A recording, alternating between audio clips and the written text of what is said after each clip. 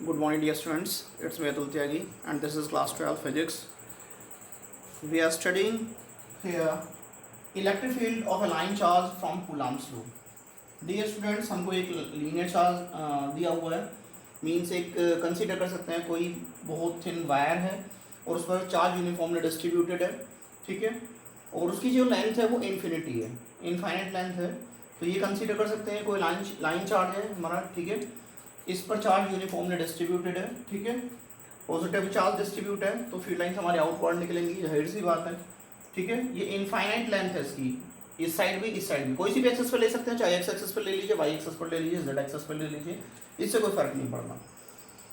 इसीलिए मैंने यहाँ एक्सेस कोई का जिक्र नहीं किया यहाँ पर, ठीक है. अब ये इनफाइनाइट लेंथ है इसकी, तो यहाँ पर हमने कोई पॉइंट ओ कंसीडर कर लिया जो उसके मिड में है. हालांकि रियलिटी है कहीं पर भी आप इन्फिनिटी, यदि किसी चीज़ की लेंथ इन्फिनिटी तो आप कहीं पर भी पॉइंट ले सकते हो, वो मिड पॉइंट कंसीडर किया जा सकता है, क्योंकि इन्फिनिटी का मतलब इस साइड भी इन्फिनिटी होगा, इस साइड भी इन्फिनिटी होगा. आप सोचेंगे कि सर जो इस साइड वाला लास्ट पॉइंट है हम वहाँ पर कंसीडर करें तो मिड पॉइंट कैसे होगा.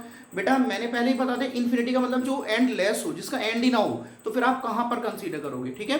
सो we can take any point as mid point, ठीक है. अब जब ये इनफाइनाइट लेंथ है इसकी ओवरऑल, तो इधर मिड पॉइंट होने के बावजूद भी इधर इन्फिनिटी होगा और इस साइड भी मिड पॉइंट होने के बावजूद ये इन्फिनिटी होगा, ठीक है. इसकी इनफाइनाइट लेंथ इस साइड भी होगी और इस साइड भी इनफाइनाइट लेंथ होगी, स्टिल ये हम मिड पॉइंट कंसीडर कर सकते हैं, कहीं पर भी कंसीडर करो वहीं मिड पॉइंट होगा, ओके. सो यहाँ पर हमने ये मिड पॉइंट है, यहाँ पर ये हमने मिड पॉइंट वहां पर कंसीडर किया जहां पर हमारा ऑब्जर्वेशन पॉइंट है उसके ठीक परपेंडिकुलर, ठीक है. तो हमने यहाँ पर ये ऑब्जर्वेशन पॉइंट P है, इसके परपेंडिकुलर हमने ये कह सकते हैं कि OP is the minimum distance. Minimum distance का मतलब है P और O के बीच की मिनिमम डिस्टेंस का मतलब है OP is perpendicular to this line charge, okay. Means OP is perpendicular to this line charge. हम कह सकते हैं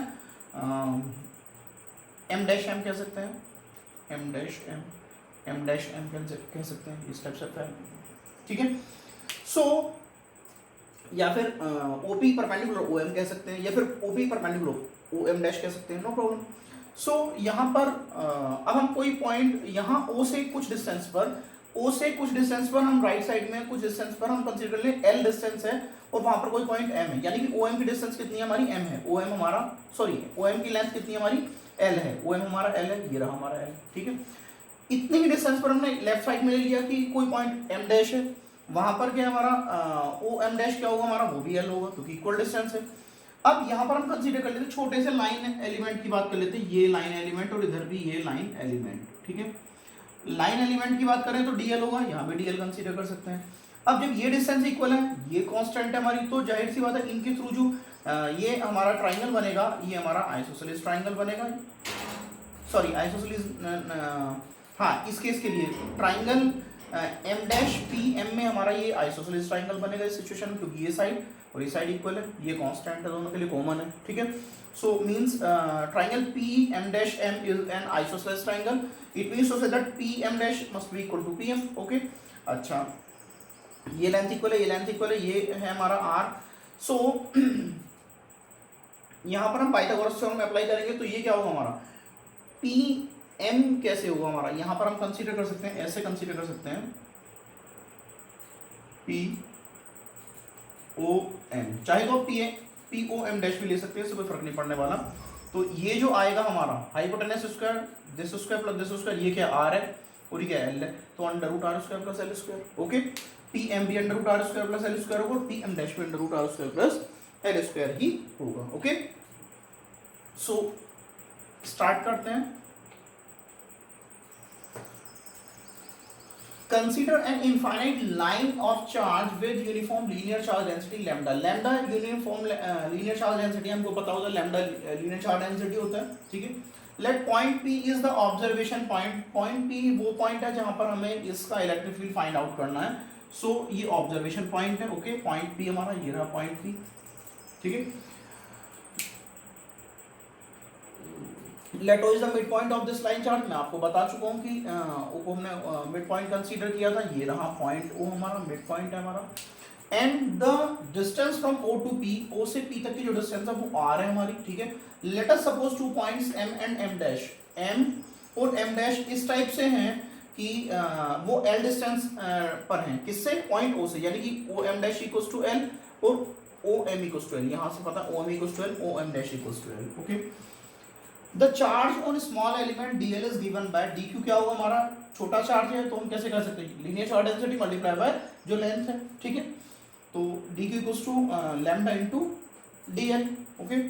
इस इक्वेशन फर्स्ट कंसीडर कर लिया हमने। The electric field at point P due to charge element dq is given by, हमको पता होता है कि यदि हमें इलेक्ट्रिक फील्ड फाइंड आउट करना है किसी चार्ज के कारण, पॉइंट चार्ज के कारण, तो क्या फार्मूला होता है हमारा इलेक्ट्रिक फील्ड का, 1/4 pi epsilon naught E equals to 1/4 pi epsilon naught into q by r square.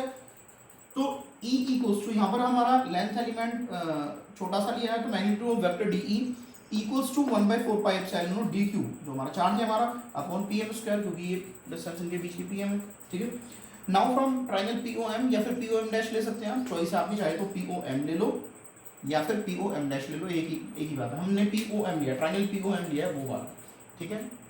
तो pm square equals to PO square plus OM square, pm square equals to क्या होगा, r square plus l square. अब ये वाली value pm square की हम इसका under root नहीं ले रहे हैं, क्योंकि हमें pm स्क्वायर की वैल्यू रखनी है, पर लेना चाहो तो 2-3 लाइन बढ़ जाएंगे, कोई फायदा नहीं है, चॉइस है आपकी, आप ऐसे भी कर सकते हैं। pm square equals to r square plus l square, ये वाली वैल्यू हम यहाँ पर सब्स्टिट्यूट कर रहे हैं। तो magnitude of vector dE equals to 1/4 pi epsilon dq upon r square plus l square, यहाँ पर हमने डायरेक्टली वैल्यू रख दी pm स्क्वायर की, r square plus l square. But from equation first, हमें इक्वेशन फर्स्ट से ये पता है कि dq equals to lambda into dl है, तो ये वाली वैल्यू हम सब्स्टिट्यूट करते हैं इसमें, या dq के प्लेस पर रख देते हैं, तो क्या आएगा, magnitude of vector dE equals to 1/4 pi epsilon lambda dl upon under root r, sorry upon r square plus l square. Equation third consider कर लेंगे, ठीक है। As we see from figure कि dE के दो कंपोनेंट है, यहाँ पर dE के दो कंपोनेंट है, ध्यान से देखिए कैसे, पहले हम इसको समझते हैं। यहाँ से फील्ड लाइंस हमारी ये DE है हमारा, DE के टू कंपोनेंट्स है, एक तो DE cos थीटा, क्योंकि यहाँ एंगल हमारा थीटा है, ये भी थीटा है, तो एंगल के साथ वाला cos थीटा होता है हमारा, ये DE cos थीटा होगा, और ये जो दूसरा परपेंडिकुलर होगा ये DE sin थीटा होगा। सिमिलरली इस वाले से पॉजिटिव चार्ज हमारी फील्ड लाइन आउटवर्ड रेडिएट होगी, तो यहाँ से हम कह सकते हैं DE है, ये रहा DE, वेक्टर DE दिख रहा है, ठीक है ना, ये इस टाइप से चल रहा है हमारा वेक्टर DE, ठीक है। तो ये जो हमारा ये थीटा एंगल बन रहा है, तो जाहिर सी बात है DE cos थीटा होगा, और ये हमारा परपेंडिकुलर जो होगा DE sin थीटा होगा, ठीक है।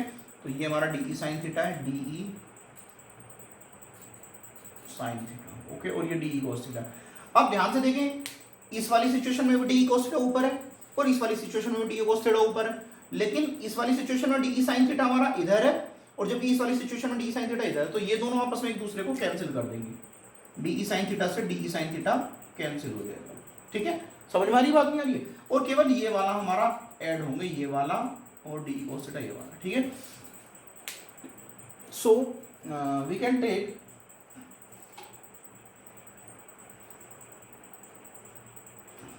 ठीक है, तो हम यहाँ पर लिखेंगे कि कौन कौन से हमारे एलिमेंट ऐड होने हैं और कौन से कैंसिल होने हैं।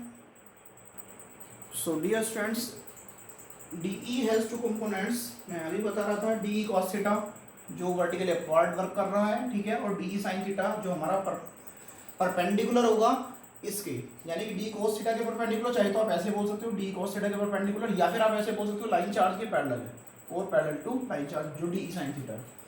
DE cos theta upward direction में वर्क करेगा, और DE sin theta parallel to the line charge ऐसे भी होगा, ऐसे भी होगा, ठीक है। या फिर हम परपेंडिकुलर बोलेंगे तो इसका परपेंडिकुलर DE cos थीटा का ये भी होगा, इसका ये भी होगा, ठीक है। सो ये दोनों आपस में ऑपोजिट है, DE sin थीटा ऑपोजिट है, तो वो एक दूसरे को कैंसिल कर देंगे। We see from figure both DE sin theta will cancel each other, only all DE cos theta पहले वाले केस में भी और दूसरे वाले केस में भी DE cos theta will add up. So magnitude of vector E is given bye DE cos theta का इंटीग्रेशन कर देंगे हम, ठीक है। लिमिट क्या लेंगे, इन माइनस इन्फिनिटी से लेकर माइनस के इन्फिनिटी से लेकर प्लस के इन्फिनिटी तक, इधर माइनस इन्फिनिटी से लेकर इधर प्लस इन्फिनिटी तक, ठीक है। Put value of DE from equation third में हमने देखा था क्या थी वैल्यू हमारी DE की, वो थी हमारी 1/4 pi epsilon lambda DL upon r square plus l square, जो ये वाली वैल्यू थी,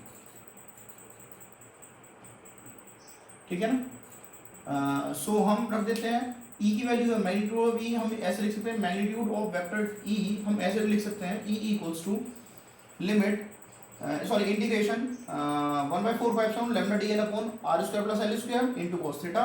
लिमिट फिर वही आएगी माइनस के इन्फिनिटी से लेकर प्लस के इन्फिनिटी तक। आप l equals to minus infinity to l equals to plus infinity लिख दो, डायरेक्टली लिख दो minus infinity to plus infinity, no problem.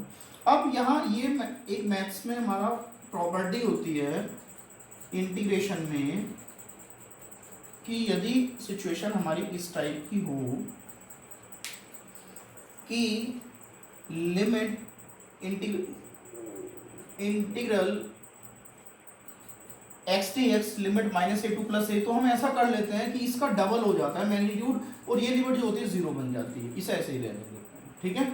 बाकी सब कुछ हो जाता है, यहाँ जीरो हो जाता है, यहाँ डबल हो जाता है इसका, ठीक है। तो हमने वही प्रॉपर्टी अप्लाई कर दी यहाँ पर कि equals to to l equals to zero to l equals to plus infinity minus infinity के लिए जीरो बना दिया और यहाँ की वैल्यू डबल कर दी, बाकी सब कुछ सेम है। ये 1/4 lambda d l upon r square plus l square as it is है और ये cos थीटा भी एज इट इज है, ठीक है।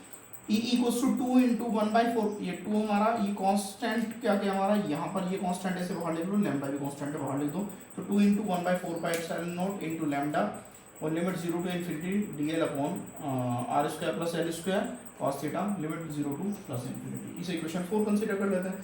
अब हम इसका इंटीग्रेशन कैसे करें, यहाँ हमें अलग अलग चीज़ देखिए, एल है dl है और इधर cos थीटा भी आ रहा है यहाँ r square plus l square, तो हमारे लिए थोड़ी सी सिचुएशन प्रॉब्लमेटिक हो जाती है। तो यदि हमारा इस टाइप से हो dx अपॉन ए स्क्वायर प्लस एक्स स्क्वायर इस टाइप से हो, तो हम उसे x को हम a tan थीटा कंसीडर कर लेते हैं। सो यहाँ पर हम l को r tan थीटा कंसीडर करेंगे, यहाँ x को a tan थीटा कंसीडर करते थे, यहाँ l को r tan थीटा कंसीडर करेंगे। तो let us suppose l equals to r tan theta, थोड़ा सा ट्रिग्नोमेट्री का है, सॉरी कैलकुलस का है, इंटीग्रल कैलकुलस का है थोड़ा सा पार्ट, तो बायो वाले बच्चों को प्रॉब्लम ना हो इसलिए मैंने एक एक स्टेप क्लियर किया है, ये वाला स्टेप भी क्लियर किया है और ये वाला क्लियर कर रहा हूँ। मैथ्स वाले बच्चों को अभी जरूरत पड़ेगी, बट जब वो मैथ्स में इसे पढ़ लेंगे फिर उन्हें कोई प्रॉब्लम नहीं होगी, फिर तो वो इजीली समझ लेंगे, ठीक है। Let us suppose l equals to r tan theta, ठीक है। तो differentiating both side with respect to theta, ये आपने मैथमेटिकल टूल्स में पढ़ा होगा 11th स्टैंडर्ड में। So dl upon d theta equals to d by d theta r tan theta, ठीक है। ये डायरेक्टली भी किया जा सकता था लेकिन मैं एक एक स्टेप क्लियर कर रहा हूँ। r कांस्टेंट है बाहर लिख दिया, D by d theta tan theta. हमको पता हो जाए d over D x tan x होता है हमारा sec स्क्वायर x। सो हमने वही प्रॉपर्टी अप्लाई कर दी यहाँ पर, dl by d theta equals to r into ये क्या हमारा sec स्क्वायर थीटा, यहाँ पर x था यहाँ पर थीटा, तो थीटा पुट कर दिया। So dl equals to d theta इधर मल्टीप्लाई में चला जाएगा और ये क्या हो जाएगा हमारा r sec square theta d theta, clear. अब हम क्या करेंगे यहाँ पर डियर स्टूडेंट्स, अब हम ये वाली value l equals to r tan theta upon d l equals to r tan theta और dl equals to r sec square theta d theta इस इक्वेशन में रख देते हैं, जो हमारी इक्वेशन कौन सी थी, हमारी इक्वेशन थी 4, ठीक है। So put value of l equals to r tan theta and dl equals to r sec square theta into d theta in equation 4 we get, हमको क्या मिलता है E इक्वल्स टू ये 2 इंटू 1/4 इंटू लैम्डा है, तो हम इसे लिखते हैं 2 लैम्डा अपॉन 4 पाई एप्सिलॉन नॉट लिमिट। अभी हम लिमिट के बारे में बाद में बात करेंगे, क्वेश्चन मार्क लगा दिया मैंने यहाँ पर। dl के प्लेस पर क्या रखते हैं हम, r sec square theta d theta upon r square plus l के प्लेस पर हम क्या रखेंगे r tan थीटा पूरे का स्क्वायर हो जाएगा इनटू cos थीटा, ठीक है। बच्चों एक चीज ध्यान देने की है, जब हमारे यहाँ पर ये सब कुछ चेंज हो चुका है तो हमारी जो लिमिट्स रहेंगी वो 0 टू इन्फिनिटी या फिर माइनस इन्फिनिटी टू इन्फिनिटी इस टाइप की नहीं रहेंगी। अब ये क्या हो जाएंगी हमारी, ये भी कन्वर्ट हो जाएंगी। अच्छा आप लोग मुझे बताओ, ये 0 जब यहाँ पर हम बात करें टेन थीटा की, मुझे बताओ टेन थीटा की वैल्यू जीरो कब होती है? कब होती है टेन थीटा की वैल्यू जीरो? हमारे नीचे लोअर लिमिट जीरो थी, तो ये जीरो कब होगी? जब थीटा 0 डिग्री होगा। और ये इन्फिनिटी कब होती है? जब थीटा कब कितना होता है? Tan how many equals to infinity, या फिर नॉट डिफाइंड, ये होता है हमारा पाई बाई टू। ठीक है, सो हम यहाँ पर पाई बाई टू पुट कर देंगे। ओके, सो हम अब कह सकते हैं, अब इसकी कोई जरूरत नहीं, सरफ कर देते हैं। यहां पर 2 से 4 जाएगा 2 टाइम्स, तो E equals to lambda upon 2 pi epsilon naught limit 0 to pi by 2 r sec square theta cos theta को भी साथ में ले लो, कॉस थीटा बेचारा अकेला है, फिर डी थीटा ले लेंगे upon r square plus r square tan square theta. Clear?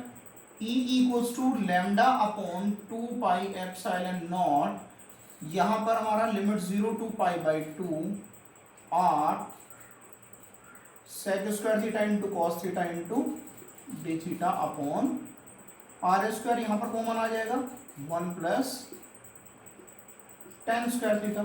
ठीक है, यहां स्क्वायर से आर कैंसिल हो जाएगा, that is lambda upon 2 pi epsilon naught limit 0 to pi by 2 sec square theta cos theta d theta upon 1 plus tan square theta r हमारा बाहर आ जाएगा, E equals to lambda upon 2 pi epsilon naught into r limit 0 to pi by 2। जब यहाँ denominator में था तो यहाँ भी डिनोमिनेटर में आएगा, ऊपर मत रख देना। Sec square theta cos theta d theta upon, बेटा 1 प्लस टेन स्क्वायर थीटा क्या होता है? ये होता है हमारा ट्रिग्नोमेट्री में पढ़ा हुआ आपने 10th स्टैंडर्ड में, that is sec square theta. तो ये हो जाएगा हमारा सेक स्क्वायर थीटा। इस सेक स्क्वायर थीटा से सेक स्क्वायर थीटा कैंसिल हो गया, lambda upon 2 pi epsilon naught r limit 0 to pi by 2 cos theta d theta. ठीक है, ये बात क्लियर है? अब हम यहाँ पर देख लेते हैं, E equals to lambda upon 2 pi epsilon naught r into cos theta का इंडिकेशन क्या होता है? Sine theta limit 0 to pi by 2। यहाँ पर फिर आ जाएगा हमारा E equals to lambda upon 2 pi epsilon naught r. अब क्या करते हैं, पहले अपर लिमिट लिख देते हैं, साइन थीटा के प्लेस पर पुट कर दो पाई बाई 2, माइनस फिर लोअर लिमिट लिख देते हैं, थीटा के प्लेस पर 0 पुट कर दो, sine 0। E equals to lambda upon 2 pi epsilon naught r, sine pi by 2 कितना होता है? 1 होता है, मतलब साइन 90 हमारा 1 होता है और साइन 0 0 होता है हमारा। ठीक है, so E equals to lambda upon 2 pi epsilon naught r. ठीक है, दिस इज द एक्सप्रेशन। ठीक है, मैं यहाँ लिख रहा हूँ E equals to lambda upon 2 pi epsilon naught r. R क्या है यहाँ पर? वही ऑब्जर्वेशन पॉइंट से मिड पॉइंट की जो परपेंडिकुलर डिस्टेंस है। ठीक है, that's all for the day. Thank you, have a wonderful day.